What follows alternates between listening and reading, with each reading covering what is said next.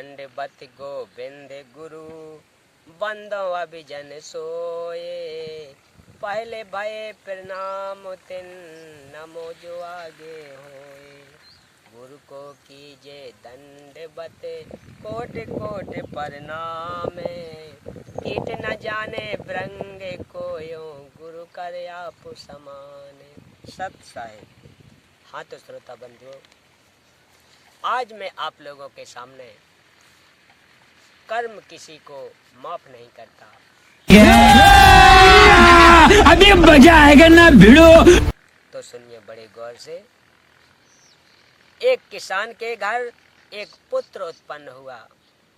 पुत्र 8 वर्ष का हुआ तो पत्नी की मृत्यु हो गई। किसान के पास 16 एकड़ जमीन थी। कुछ वर्ष पश्चात किसान ने दूसरी शादी की। उस पत्नी से भी एक पुत्र उत्पन्न हुआ। कुछ वर्ष पश्चात उस पत्नी की भी मृत्यु हो गई। किसान का प्रथम पत्नी वाला पुत्र 16 वर्ष का हुआ, उसका विवाह कर दिया। किसान की भी मृत्यु हो गई। छोटा लड़का 10-12 वर्ष की आयु में रोगी हो गया। कुछ दिन उपचार कराया। फिर बड़े भाई मौसी का बेटा ने उसकी पत्नी ने विचार किया कि उपचार पर क्यों खर्च किया। यदि मर गया तो इसके हिस्से के 8 एकड़ जमीन अपने पास रह जाएगी। यह विचार करके पड़ोस के गांव से जो वैद्य उपचार के लिए आता था, उससे कहा कि इस लड़के को औषधि में विष मिलाकर दे दो, हम आपको धन दे देंगे। 500 रुपए के लालच में वैद्य ने उस लड़के को औषधि में विष खिलाकर मार दिया। गांव वालों को बताया गया कि रोग के कारण मृत्यु हो गई। किसी को शंका नहीं हुई, बच्चे की मृत्यु रोग के कारण हुई, मान ली। उस मौसी के बेटे की मृत्यु के 1 वर्ष पश्चात बड़े भाई को पुत्र प्राप्त हुआ। खुशी का ठिकाना नहीं रहा। बच्चे के जन्म की खुशी में जीवन भर लंगर किया। पूरे गांव में मिठाई बांटी गई। उसके पश्चात कोई संतान नहीं हुई। इकलौते पुत्र को प्रेम से पाला। अच्छा घी दूध दही खिला पिलाकर हष्ट पुष्ट कर दिया। 16 वर्ष की आयु में विवाह कर दिया। उस समय बाल विवाह को गर्व की बात माना जाता था। वह लड़का रोगी हो गया। वैद्य पर वैद्य बुलाए, महंगे से महंगी औषधि खिलाई, परंतु व्यर्थ रहा। उस समय 1 महीने में 1-1 हजार की औषधि खिलाई गई। हीरा तथा मोती भस्म भी औषधि में मिलाकर लड़के को खिलाया गया, जिस कारण से 8 एकड़ जमीन भी बेचनी पड़ी, परंतु रोग घटने की बजाय बढ़ते ही चला गया। और अंतिम दिन आ गया। लड़के का पिता चिंतित अवस्था में पुत्र के पास बैठा था। उसी समय लड़का बोला, भाई साहब एक काम कर। पिता ने कहा कि बेटा मैं तेरा पिता हूँ। लड़का बोला कि मैं तेरा वह भाई हूँ जिसको आपने विष देकर मरवाया था।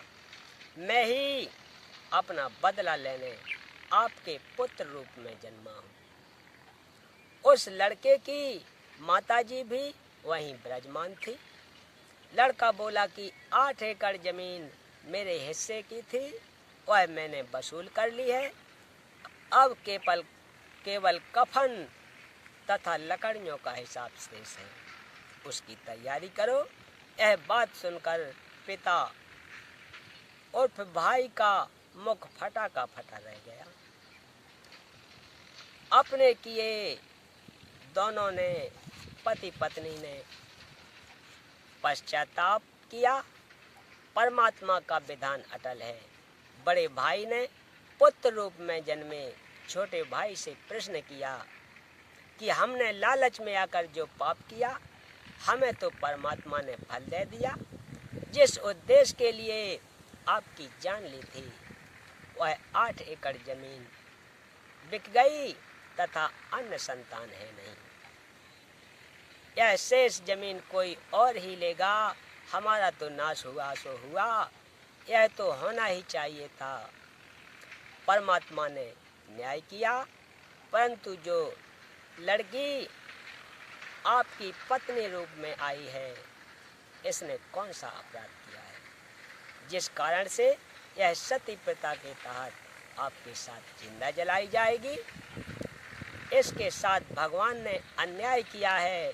छोटा भाई और पुत्र बोला कि मेरी मृत्यु के 2 वर्ष पश्चात वह वैद्य मर गया था, जिसने मुझे 500 रुपये की लालच में विष देकर मारा था। यह पत्नी वही वैद्य डॉक्टर वाली आत्मा है। इसको वह फल मिलेगा, जिंदा जलाई जाएगी। उस समय सती प्रथा जोरों पर थी। पति की मृत्यु के पश्चात पत्नी को जिंदा उसी चिता में जलाया जाता। प्रिय पाठ को विचार करो, परमात्मा की दृष्टि से कुछ नहीं छिपा है। जैसा करेगा वैसा भरना पड़ेगा। प्रत्येक परिवार इसी प्रकार संस्कार के कारण एक दूसरे से जुड़ा है। कोई पूर्व जन्म का कर्ज उतारने के लिए जन्मा है, कोई पूर्व जन्म का कर्ज लेने के लिए जन्मा है। उदाहरण के लिए पिता ने लड़के को पढ़ाया, शादी से 2 दिन पहले दुर्घटनाग्रस्त होकर मर गया। वह अपना कर्ज पिता से लेने आया था। बेटा जवान हुआ, कार्य करके निर्वाह करने लगा, पिता रोगी हो गया, लाखों रुपए लगे, व्यर्थ रहे, मर गया। यह पिता पिछले जन्म का कर्ज लेने आया था। क्या बात है सर, क्या बात है सर, क्या ये बात है। लड़की का विवाह किया, 2 वर्ष पश्चात लड़की मर गई। बहुत दहेज दिया था। वह दामाद पूर्व जन्म के ऋण के बदले में लड़की भी ले गया और धन भी। वर्तमान में जो किसी के साथ धोखा करके धन हड़प लेते हैं, वह धन अगले जन्म में दामाद बनकर वसूलेगा। परमात्मा का अटल विधान है। बुद्धिमान को संकेत ही पर्याप्त है। उपरोक्त केवल कथा नहीं, यही नहीं, अभी और सुनिए।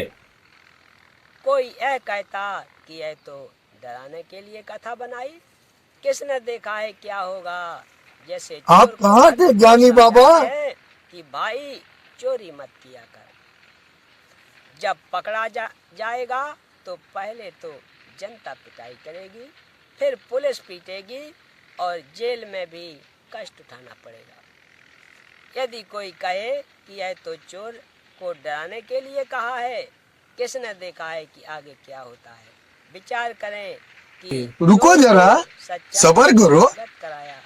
कराकर डराया है और सच्चाई भी है। यदि चोर सच्चाई से डरकर चोरी करना त्याग देगा तो उसकी भलाई है। यदि कहेगा कि किसने देखा है आगे क्या होता है, उसके साथ वह सब गुजरेगी जो पहले बताई गई थी।